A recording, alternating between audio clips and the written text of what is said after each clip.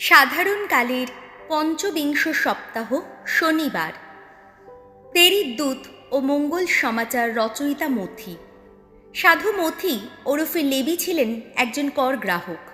সেজন্য ধর্মনিষ্ঠ ইহুদিরা তাঁকে পাপী বলে গণ্য করত। কিন্তু যিশু তো ধার্মিকদের নয়, পাপীদেরই আহ্বান জানাতে এসেছেন। যিশু যখন তাঁকে ডাকেন, মথি তখনই তাঁর শুল্ক গৃহ ছেড়ে যিশুর সঙ্গ নেন। স্বরচিত মঙ্গল সমাচারে মথি বিশেষভাবে দেখিয়ে গেছেন প্রাক্তন সন্ধি পর্বের গ্রন্থগুলিতে মুক্তিদাতার বিষয়ে যেসব ভবিষ্যৎবাণী লেখা ছিল, যিশু কেমনভাবে আপন জীবনে তা সত্য করেছেন। যিশু সত্যিই প্রবক্তাদের দ্বারা পূর্ব ঘোষিত সেই অভিষিক্ত জন, যাঁর আগমনে পৃথিবীতে ঐশ্বরাজ্যের প্রতিষ্ঠা। প্রথম পাঠ এফিসীয়দের কাছে প্রেরিত দূত পলের পত্র, 4 অধ্যায়, পদ সংখ্যা 1 থেকে 7 এবং 11 থেকে 13।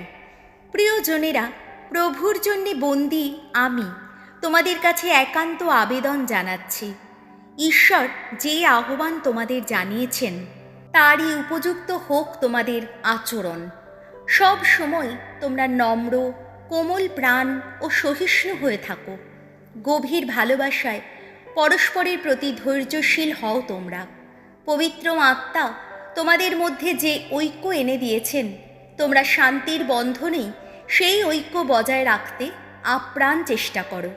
তোমাদের আহ্বান করে ঈশ্বর তোমাদের সকলেরই সামনে যে আশা তুলে ধরেছেন, সেই আশা যেমন এক, তেমনি খ্রিস্টের সেই দেহটিও এক, আর পবিত্র আত্মাও এক। প্রভু এক, খ্রিস্ট বিশ্বাসও এক, দীক্ষা স্নানও এক। সকলের ঈশ্বর ও পিতা, সবার ঊর্ধ্বে আছেন যিনি সবার মধ্য দিয়ে সক্রিয়, সবার মধ্যেই বিদ্যমান, তিনিও এক। তবে একটি কথা, আমরা প্রত্যেকে যে ঐশ্ব অনুগ্রহ পেয়েছি, তা পেয়েছি খ্রিস্ট যাকে যতখানি দিয়েছেন ততখানি। তাঁরই দেওয়া ক্ষমতায় কেউ কেউ হয়ে উঠেছে প্রেরিত দূত, কেউ কেউ প্রবক্তা, কেউ কেউ আবার মঙ্গল সমাচার প্রচারক কিংবা মণ্ডলী পালক বা শিক্ষা গুরু, যাতে পুণ্যজনেরা খ্রিস্টীয় সেবা কর্মের জন্যে যথার্থই উপযুক্ত হয়ে উঠতে পারে আর এইভাবে গড়ে তুলতে পারে খ্রিস্টের সেই দেহটি। তাহলেই আমরা সবাই মিলে শেষ পর্যন্ত সেই ঐক্যের লক্ষ্যে পৌঁছতে পারব, যে ঐক্য আমাদের ধর্মবিশ্বাস এবং ঈশ্বর পুত্রের সম্বন্ধে আমাদের ধর্মজ্ঞানের ভিত্তিতেই প্রতিষ্ঠিত। তাহলেই সবাই মিলে হয়ে উঠতে পারব সেই পূর্ণ পরিণত মানুষ, সেই পূর্ণ গঠিত মানুষ যার মধ্যে রূপায়িত স্বয়ং খ্রিস্টেরই পরম পূর্ণতা। প্রভুর বাণী, শাম সঙ্গীত, ধুয়ো।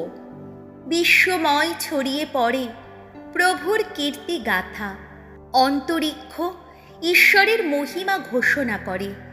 আকাশমণ্ডল সকলকে শোনায় তাঁর সকর্ম কাহিনী। দিনের কাছে দিন সেই বার্তা বহন করে আনে, রাতের কাছে রাত জানিয়ে যায় সেই সমাচার। ধুয়ো। বিশ্বময় ছড়িয়ে পড়ে প্রভুর কীর্তি গাথা।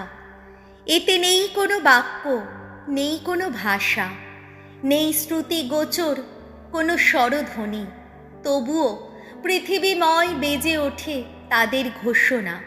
ছড়িয়ে পড়ে তাদের বাণী বিশ্বের প্রান্ত সীমায়। ধুয়ো। বিশ্বময় ছড়িয়ে পড়ে প্রভুর কীর্তি গাথা। বাণী বন্দনা। জয় জয় প্রভুর জয়। তোমার বন্দনা করি ওগো ভগবান। তুমি ত্রিলোকের প্রভু, তুমি বিশ্বপতি। সকল প্রেরিত দূত তোমারই মহিমা গান গায় অনুক্ষণ। জয় জয় প্রভুর জয়। মথি রচিত মঙ্গল সমাচার, 9 অধ্যায়, পদ সংখ্যা 9 থেকে 13। কাফারনায়ুম নগরে যিশু যেখানে একজন পক্ষাঘাতগ্রস্ত লোককে সারিয়ে তুলেছিলেন, সেই জায়গা ছেড়ে যেতে যেতে তাঁর চোখে পড়ল মথি নামে একজন লোক শুল্ক দপ্তরে বসে আছে। তাকে তিনি বললেন, তুমি আমার সঙ্গে চলো। আর তখনই মথি উঠে যিশুর সঙ্গে চলল। পরে হলো কি, যিশু ওই মথির বাড়িতে একদিন খেতে বসেছেন। অনেক করগ্রাহক আর অনেক পাপী মানুষ সেখানে এসেছে। তারা যিশু ও তাঁর শিষ্যদের সঙ্গে বসে আছে। তাই দেখে কয়েকজন ফরিসি তাঁর শিষ্যদের বললেন, এ কি, তোমাদের গুরু যত করগ্রাহক আর পাপীদের সঙ্গে খাওয়া দাওয়া করছেন কেন? এই কথা শুনে যিশু বললেন, সুস্থ সবল যারা, তাদের তো চিকিৎসকের কোনো প্রয়োজন হয় না, প্রয়োজন হয় তাদেরই, ব্যাধিগ্রস্ত যারা। আপনারা গিয়ে শাস্ত্রের এই কথার অর্থ বুঝে নিন। আমি তো বলিদান নয়, দয়াই চাই। আসলে আমি তো ধার্মিকদের নয়, পাপীদেরই আহ্বান জানাতেই এসেছি। প্রভু যিশুর মঙ্গল সমাচার।